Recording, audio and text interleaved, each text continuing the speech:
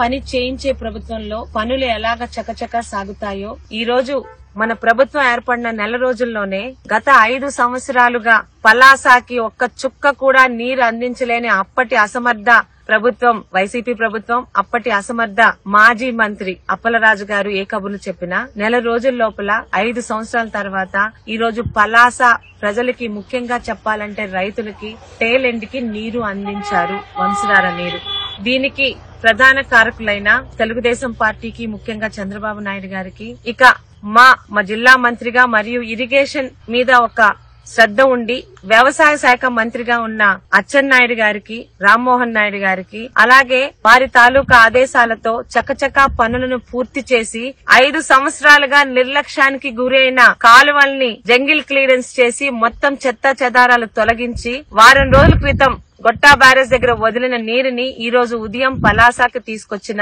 Irrigation శాఖ అధికారులందరికీ కూడా పలాస శాసనసభ్యురాలిగా మా రైతులందరి తరపున మీ అందరికీ పేరు పేరున మనస్ఫూర్తి ధన్యవాదములు తెలుపుకుంటున్నాను. ఇప్పుడు చెప్పండి అప్పలరాజు గారు, గత 4 సంవత్సరాలుగా మంత్రిని అంటూ ఈ రోజు ముందొక కారు వెనకొక పోలీస్ కారు తిప్పుకోవడం కాదు, ప్రజల మీద శ్రద్ధ ఉంటే ఎలా పని చేయించుకోవాలో ఇప్పుడు చూసి నేర్చుకోండి. ఎంతసేపు 4 సంవత్సరాలుగా భూ కబ్జాలు చేయడంలోని, కాలువలు కొండలు మింగడంలోని, ముఖ్యంగా ఒక మహిళనైనా నన్ను సోషల్ మీడియాలో అసభ్యంగా అగౌరవంగా మాట్లాడించడంలోని పొందిన సాడిస్టిక్ ఆనందం, దాని మీద పెట్టిన శ్రద్ధలో కనీసం 10% నీరు అందించడంలో పెట్టుంటే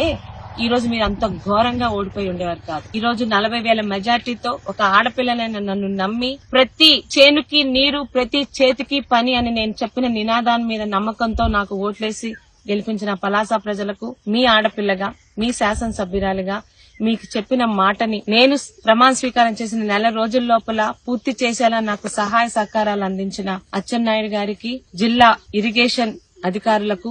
అప్పటి కలెక్టర్ గారికి, అన్నిటికన్నా ముఖ్యం పని చేయడంలోని ఈ రోజు అధికారులను పరిగెట్టిస్తున్న మా చంద్రబాబు నాయుడు గారికి, ప్రతి ఒక్కరికి కూడా పేరు పేరున ధన్యవాదాలను సమర్పించుకుంటూ మరొక్కసారి చాలా తృప్తిగా ఉందండి. అయితే కుటుంబంతోనే మొదటిసారి తిరుమల దర్శనం చేసుకోవడానికి తిరుపతి వచ్చిన నేను ఆ కార్యక్రమంలో అక్కడ స్వయంగా పాల్గొనకపోయినా 5 సంవత్సరాల తర్వాత ఆ రైతులకి నీరు అందించడంలో ఉన్న తృప్తి ఏంటో, ఆనందం ఏంటో ఇక్కడి నుంచి కూడా నేను స్వయంగా ఫీల్ అవుతున్నాను. అందరికీ పేరు పేరున ధన్యవాదములు.